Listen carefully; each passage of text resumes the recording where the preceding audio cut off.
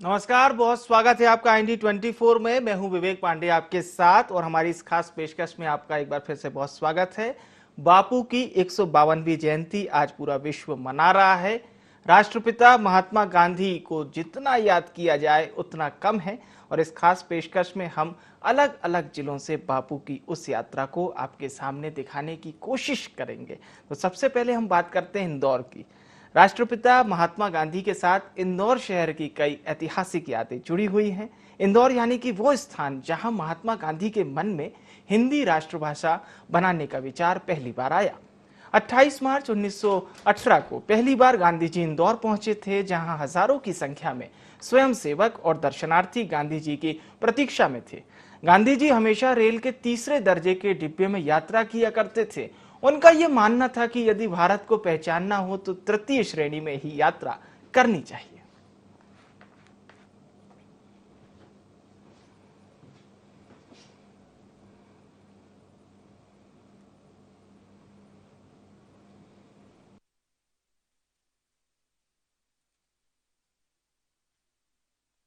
1918 में सर्वप्रथम गांधी जी यहाँ पर इस भवन का शिलान्यास करने के लिए यहाँ पर आए थे और 1918 में शिलान्यास के बाद उन्होंने समिति की हिंदी का प्रचार प्रसार करने के लिए उन्होंने ये भवन का शिलान्यास किया था।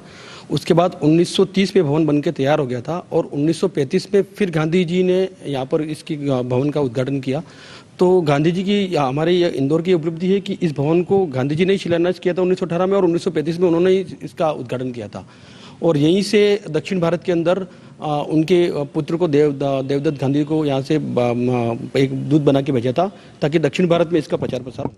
हिंदी को राष्ट्रभाषा लेकिन हिंदी के विषय में अनेक राज्यों में इसके प्रचार प्रसार के लिए अनेक लोग काम करते रहे हैं, लेकिन इंदौर का इतिहास में सबसे पहली बार गांधी जी जब आए और हिंदी पर विचार हुआ और इसके प्रचार प्रसार के लिए यहीं से लोगों ने विचार किया और यहीं के प्रबुद्ध जन हिंदी के प्रचार और इसको राष्ट्रभाषा बनाने के लिए यहीं से एक अंकुरित बीजारोपण हुआ। महात्मा गांधी को आखिर इंदौर में क्यों दो बार आना पड़ा था, आखिर क्यों इंदौर से उनका लगाव था, इसके पीछे का इतिहास अगर आप सुनेंगे तो वाकई आश्चर्य करेंगे। दरअसल महात्मा गांधी सन 1918 के समय इंदौर आए थे और ये जो भवन है जिसे हम दिखा रहे हैं, इस भवन का उन्होंने शिलान्यास किया था। तो इस भवन की जब नींव रखी गई थी, इस भवन का उद्देश्य था कि भारत देश में ज़्यादा से ज़्यादा हिंदी भाषा का प्रचार हो सके। इस भवन का नाम मध्य भारत हिंदी साहित्य समिति के रूप में रखा गया था। लेकिन एक ताज्जुब करने वाली बात ये भी थी कि महात्मा गांधी फिर एक बार 1935 में इंदौर आए थे, तब इस भवन का निर्माण पूरा हो चुका था। हालांकि अगर हम बात करें तो महात्मा गांधी ने ही सन 1935 में आकर के इस भवन का लोकार्पण किया था और यहीं से एक विचार आया था और वो विचार ये था कि क्या हिंदी भाषा को राष्ट्रभाषा बनाई जा सकती है, उसकी नींव रखी थी। ये तस्वीरों में ये जो नींव है, ये जो साथिया है, ये वो दर्शाता है कि आखिर महात्मा गांधी जब इंदौर आए थे तो वाकई उन्होंने यहाँ आकर और हिंदी भाषा के प्रति और भारत के लोगों तक हिंदी के प्रचार के प्रति आकर के यहाँ पर उद्बोधन भी दिया था। कैमरा पर्सन नरेंद्र गोस्वामी के साथ भारत पाटिल, IND24 न्यूज़, इंदौर। तो गांधी जी ने अपने विचारों से न केवल भारत को आजादी दिलाने में एक महत्वपूर्ण भूमिका निभाई बल्कि समाज में अनेक सुधार भी किए। महात्मा गांधी के अनमोल वचन आज की युवा पीढ़ी को प्रेरणा देते हैं। आइए छत्तीसगढ़ कॉलेज के प्राचार्य डॉक्टर अमिताभ बनर्जी से जानते हैं गांधी जी के बारे में कुछ विशेष, जिनसे खास बातचीत की हमारे संवाददाता शशिकांत साहू ने। आज 2 अक्टूबर गांधी जयंती है। गांधी जयंती पर गांधी विचारधारा की आज कितनी जरूरत है, इस बारे में हमारे साथ जानकारी के लिए अमिताभ बनर्जी है, छत्तीसगढ़ कॉलेज के प्राचार्य है। सर, आज के युग में किस तरह से आप गांधी विचारधारा को देखते हैं, कितनी जरूरत है आज गांधी विचारधारा की?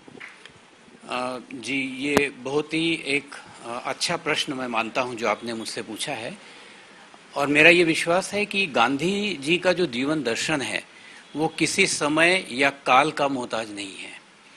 उन्होंने अपने जीवन के आधार पर जो बातें सबके सामने रखी, उन्होंने पहले उसे अपनाया और उसके बाद उसको पालन करने के लिए लोगों को प्रोत्साहित किया, और ये उनके जीवन की सबसे बड़ी उपलब्धि है।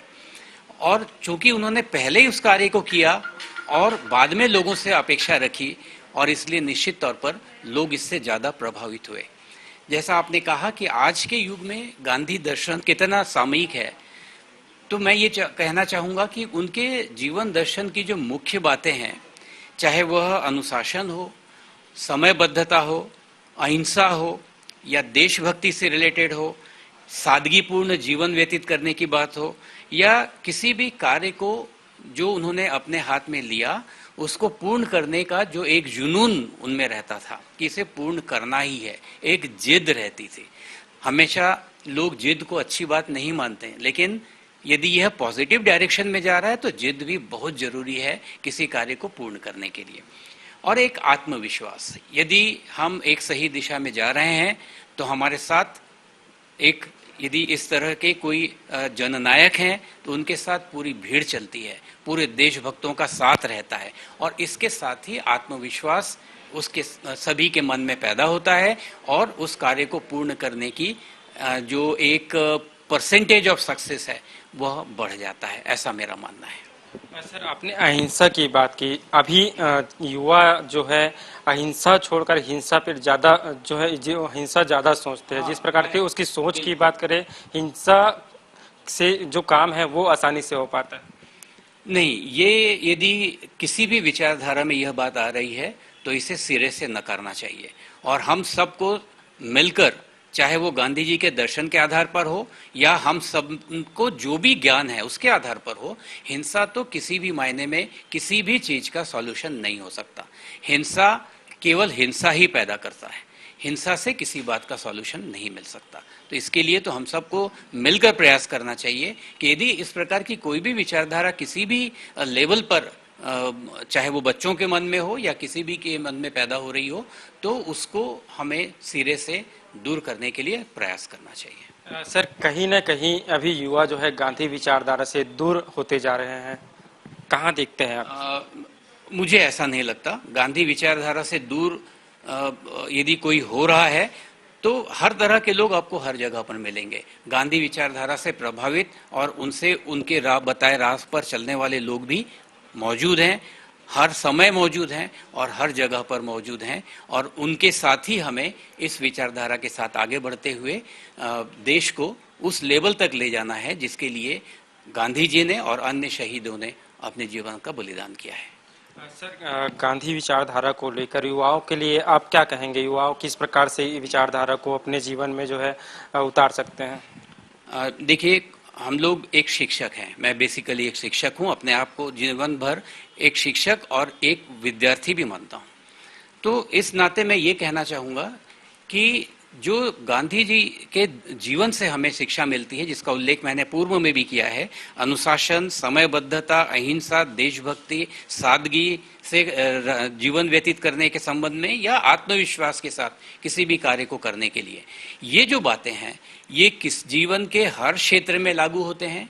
हम अपना जीवन का जो भी उद्देश्य हमने रखा है उसको पूर्ण करने के लिए यदि हम इन बातों को और अपने शिक्षा से जो भी हमने सीखा है उनको लागू करें तो निश्चित तौर पर जीवन में हमें सफलता मिलेगी। ये थे हमारे साथ डॉक्टर अमिताभ बनर्जी, जिन्होंने बताया कि गांधी विचारधारा से हमें शिक्षा मिलती है, साथ ही जो समय की जो बचत है वो होती है, साथ ही जो है अहिंसा ही जिस तरह से गांधी की विचारधारा है वे हमें आगे बढ़ाती है। कैमरामैन महेश साहू के साथ शशिकांत साहू, IND24 रायपुर। तो अहिंसा के पूजक बापू के मार्गदर्शन पर पूरे देश के साथ कांकेर जिला भी उनके मार्गदर्शन पर चला। कांकेर के दुर्ग कोंदल ब्लॉक के स्वरूप 2 की बात की जाए तो कांकेर के गांधी के नाम से चर्चित इंद्रू केवट का नाम यहाँ काफी विख्यात है। वे बापू से मिलने 1920 में धमतरी पहुंचे थे। वहीं 1933 में इंद्रू केवट ने दुर्ग तक अकेले ही पैदल चलकर बापू से मुलाकात की थी। इंद्रू केवट के जीवन परिचय को लेकर उनके पोते तुलसी निषाद से खास बातचीत की हमारे बस्तर ब्यूरो विनीत सक्सेना ने।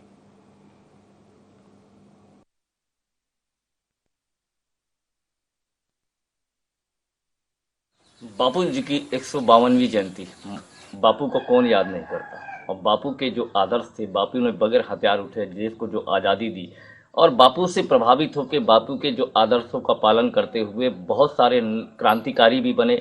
चूँकि अगर हम बात करें बस्तर की, तो बस्तर के अंदर भी एक दुर्गुकुंडल के क्षेत्र में एक ऐसा चेहरा जो बापू से प्रभावित होने के बाद एक क्रांतिकारी के रूप में बाहर निकल के आया, और जिनका नाम पूरे क्षेत्र में एक बहुत चर्चित नाम रहा। एक स्वतंत्रता संग्रामी के नाम से वो फेमस हुए, लोग उनको जानते थे। उनकी इतनी लोकप्रियता थी कि उन्होंने अंग्रेजों के खिलाफ लड़ाई को लेकर बापू जी के आदर्शों पर चलते हुए, चाहे वो सविनय अवज्ञा आंदोलन की बात करें, ऐसे बहुत सारे आंदोलन में अपनी भूमिका निभाई, लोगों को एकत्रित किया।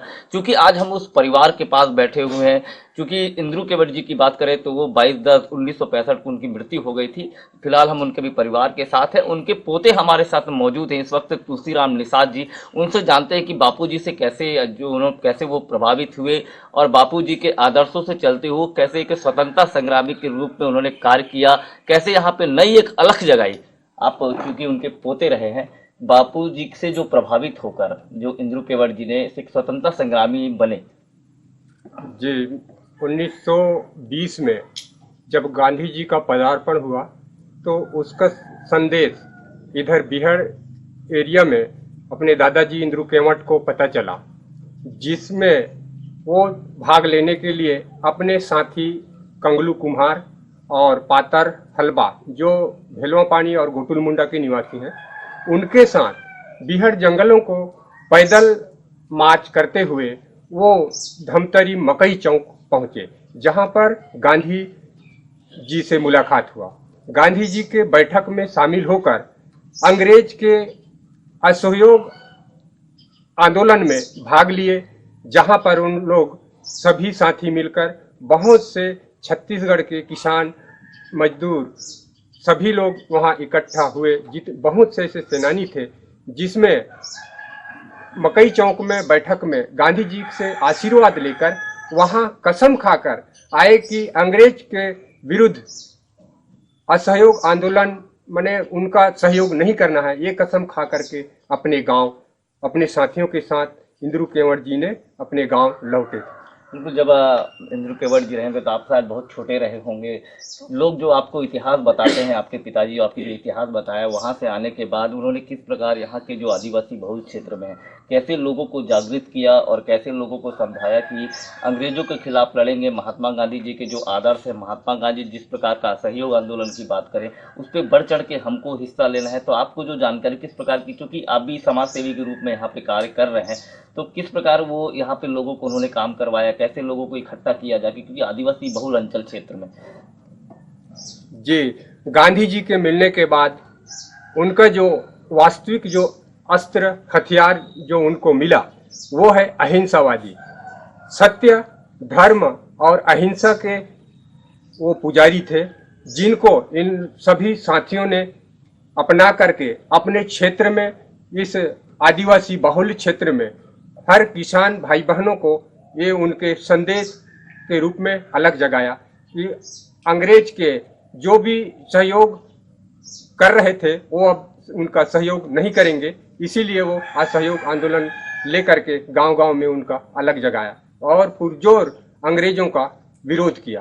क्षेत्र में इंद्रू कांकेर के गांधी के नाम से भी जाने जाते थे। हम उसी के यादगार को बनाए रखने के लिए जितने भी परिवार हैं, क्षेत्र के जितना मजदूर किसान हैं, जो अपने सगा सभी संबंधियों के साथ में उसको यादगार बनाने के लिए हम 22/10 को उसका पुण्यतिथि के रूप में हम समाज के साथ एक छोटे से कार्यक्रम के माध्यम से हम आप सभी को, देश दुनिया को संदेश देते हैं, ताकि उनके आत्मा को शांति मिले और हमारा परिवार की ओर से और समाज की ओर से यही उनके लिए सच्ची श्रद्धांजलि होगी। बिल्कुल, अगर बात करी जाए जी इंद्रू केवट जी की, तो बिल्कुल बस्तर के अंदर दुर्गुकुंडल क्षेत्र में एक क्रांतिकारी के रूप में एक चेहरा। और मैं आपको बता दूं कि बहुत अच्छा, मतलब उन्होंने जब हुआ करता था, जब आज़ादी के बाद अगर इंद्रू केवट की बात की जाए तो कांकेर जिले के अंदर उनको महात्मा गांधी के रूप में एक जाना जाता था। तो एक बहुत एक संदेश रहा, क्योंकि यहाँ जो अंचल के अंदर जो इंद्रू केवट जी ने काम किया, क्रांतिकारी कर उनको क्रांतिकारी की एक पदवी दी गई। एक आदिवासी बहुल क्षेत्र में लोगों को इकट्ठा करना, लोगों को एकत्रित करके बापू जी ने जो दिशा निर्देश दिए थे, बाबू जी के पथ चिन्हों पे चल के आज़ादी की एक पूरी लड़ाई उन्होंने साथ में लड़ी और आज पूरा परिवार उनके आदर्शों पे चलने की बात कर रहा है। कैमरा पर्सन विनोद के साथ विनीत सक्सेना, IND24 दुर्ग गोंडल। तो भारत के राष्ट्रपिता मोहनदास करमचंद गांधी, जिन्हें हम बापू या महात्मा गांधी के नाम से भी जानते हैं, महात्मा गांधी का जन्म यानी 2 अक्टूबर को हुआ था। गांधी जयंती और विश्व अहिंसा दिवस के रूप में भी इसे मनाया जाता है। वहीं रीवा जिले में भी एक ऐसे गांधी विचारक हैं, एडवोकेट ऋषि कुमार द्विवेदी, जिनसे खास बातचीत की हमारे संवाददाता सुशील चतुर्वेदी ने। 2 अक्टूबर को गांधी जयंती है और आज हम रीवा जिले के एक ऐसे व्यक्ति से आपका परिचय कराएंगे जो गांधी के विचारक हैं, गांधी के सिद्धांतों पे चलते हैं। एडवोकेट डॉक्टर ऋषि कुमार द्विवेदी जी हमारे साथ हैं। आप लगातार गांधी के बताए सिद्धांतों पे चलते हैं और गांधी के बताए कदम को लेकर आप लगातार लोगों को प्रेरणा भी देते रहते हैं कि बताए रास्ते पे लोग चलें। तो कैसे ये आपको प्रेरणा मिली? गांधी जी के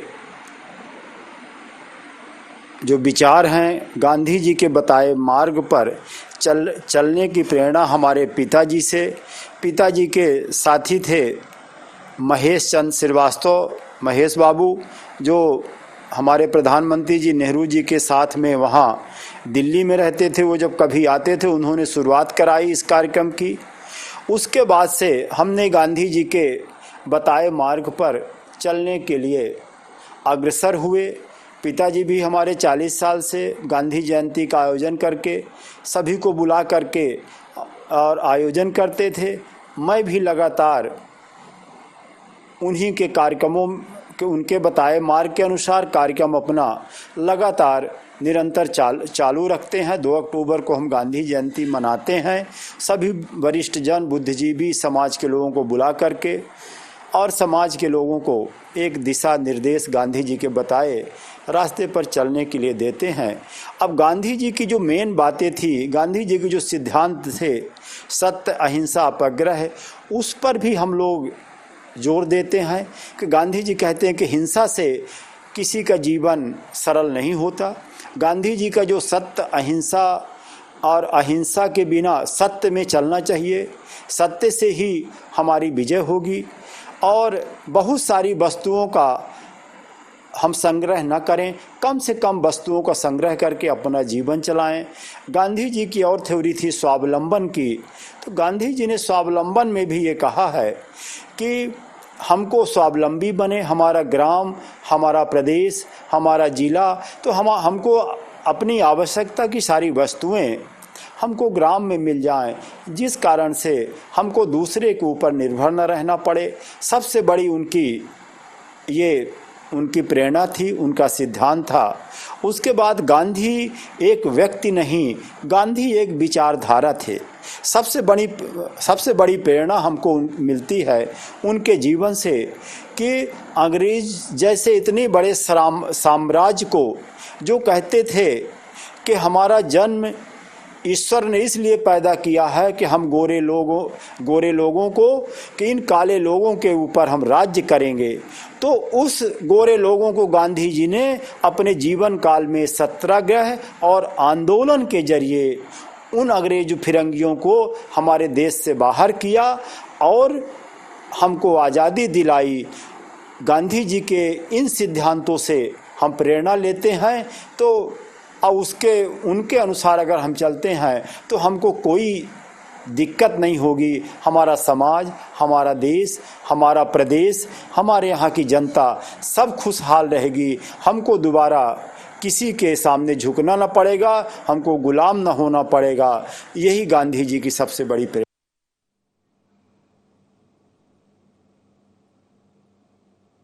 तो इस खास पेशकश में फिलहाल इतना ही।